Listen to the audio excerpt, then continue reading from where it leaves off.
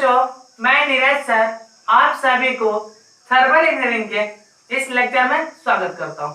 आज हम लोग थर्मल का एक इम्पोर्टेंट न्यूमेरिकल करने वाले हैं जो कि एसपीटी के एग्जाम में 6 मार्क्स में कंफर्म आएगा।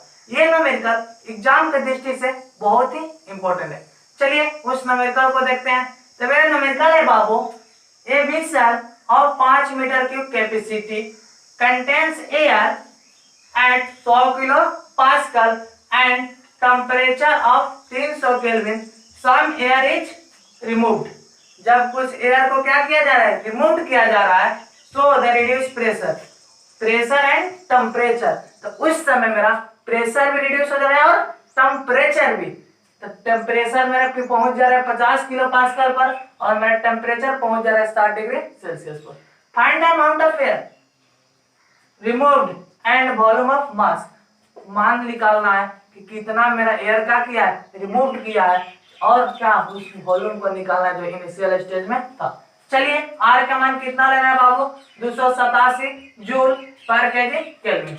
चलिए तो मेरा दिया है इनिशियल स्टेज का वॉल्यूम बराबर फाइनल स्टेज कितना दिया है, 5 मीटर क्यूब। ये ऐसा क्यों लिया V1 इक्वल टू V2, क्योंकि व्हीसल का जो वॉल्यूम है क्या है बाबू, कांस्टेंट है। Because volume of whistle is constant. ठीक है,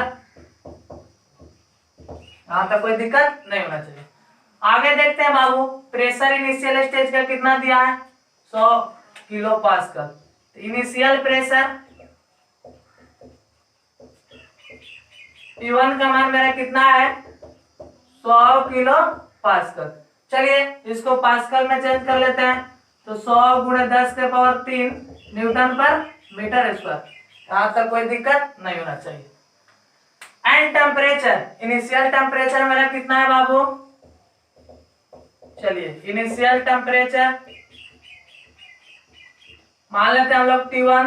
तो मेरा कितना दिया है बाबू, 300 केल्विन। यहां तक कोई दिक्कत नहीं होना चाहिए।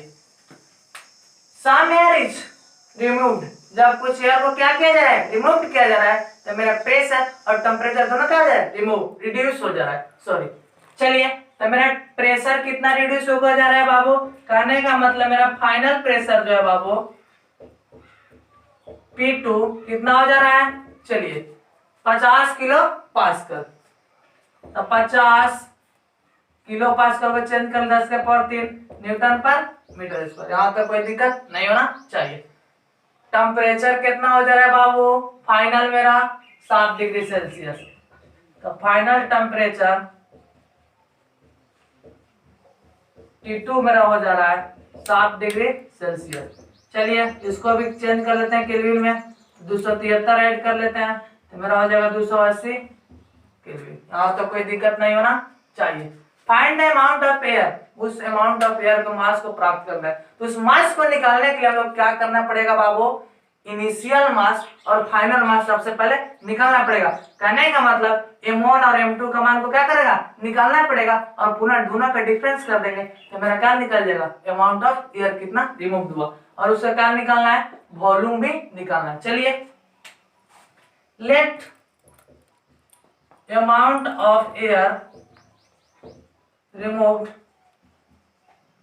ऑफ मास M मान लेते हैं। ठीक है, और वॉल्यूम कितना मान लेते हैं बाबू, भी मान लेते हैं। यहां तक कोई दिक्कत। और हम लोग जानते हैं PV बराबर क्या होता है, MRT। तो जब लेंगे P1 V1 बराबर M1 R1 T1 लेंगे। चलिए वी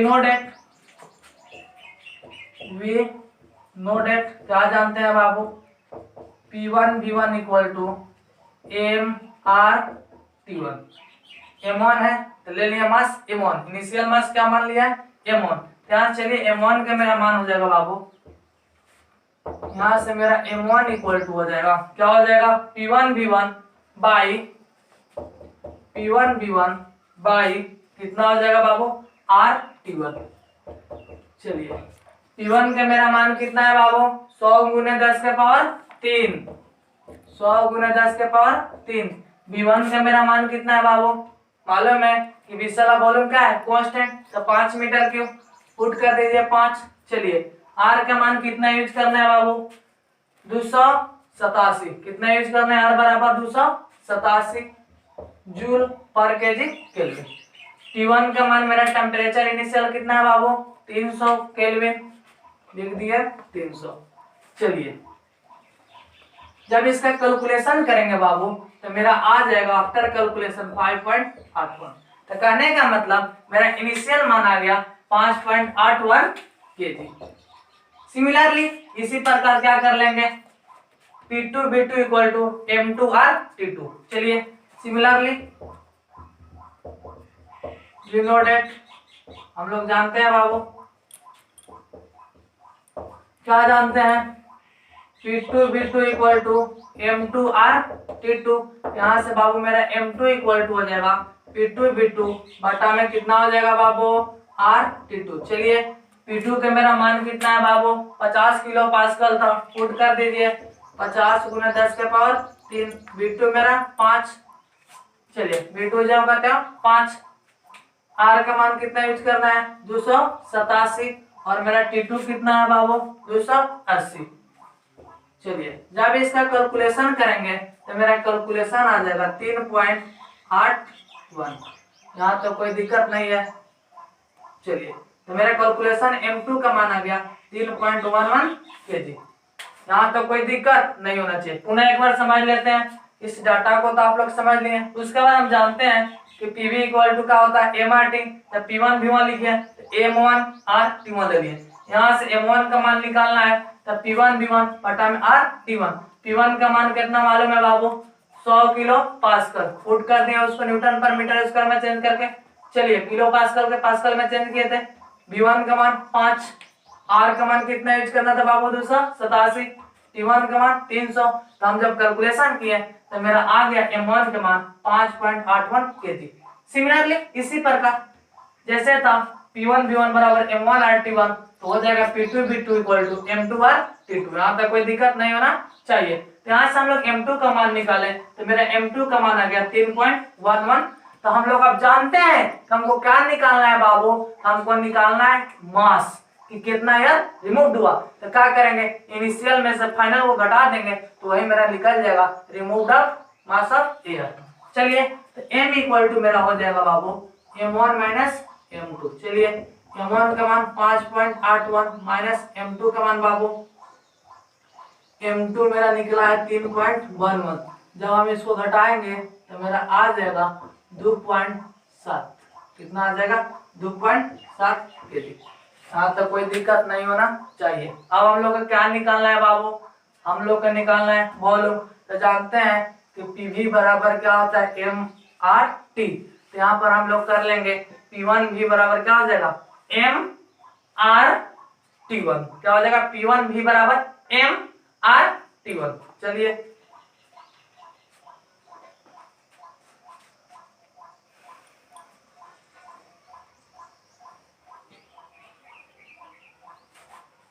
चलिए अगेन वी नो डेट हम लोग क्या करते हैं बाबू, जानते हैं, क्या जानते हैं बाबू, P1V इक्वल टू MRT1। यहाँ तो कोई दिक्कत नहीं।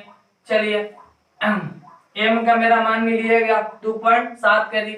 यहाँ से मेरा V इक्वल टू हो जाएगा बाबू MRT1 बाई कितना, P1। चलिए M का मान कितना यूज करना है बाबू, निकाले हैं यहाँ पर इनिशियल में से फाइनल घटा के कितना आया है 2.7। चलिए 2.7। R का मान कितना यूज करना है बाबू, 287 इंटू T1 का मान कितना यूज करना था बाबू, 300 केल्विन था। बाटा में मेरा क्या था, P1 का मान, P1 को कितना यूज करना था बाबू, 100 गुने 10 के पावर 3 न्यूटन पर मीटर स्क्वायर। जब इसको हम लोग कैलकुलेशन करेंगे तो मेरा आ जाएगा 2.32 मीटर क्यूब। यही मेरा क्या हो जाएगा, आंसर हो जाएगा। चलिए इस न्यूमेरिकल का समरी जानते हैं। सबसे पहले डाटा देखे थे, डाटा के बाद हम जानते हैं PV बराबर क्या होता है, MRT। वहां से हमको M1 निकालना था तो P1 V1 बराबर M1 R T1 ले लिए। वहां से हम वैल्यू को पुट करके M1 का मान फाइंड कर लिए। उसी प्रकार सिमिलरली क्या किए, P2 V2 equal to M2 R T2 प्रयोग किया और वहां से M2 का मान को क्या किए थे, फाइंड किए थे। तो मेरा M2 का मान यहाँ से मिला था 3.11 kg।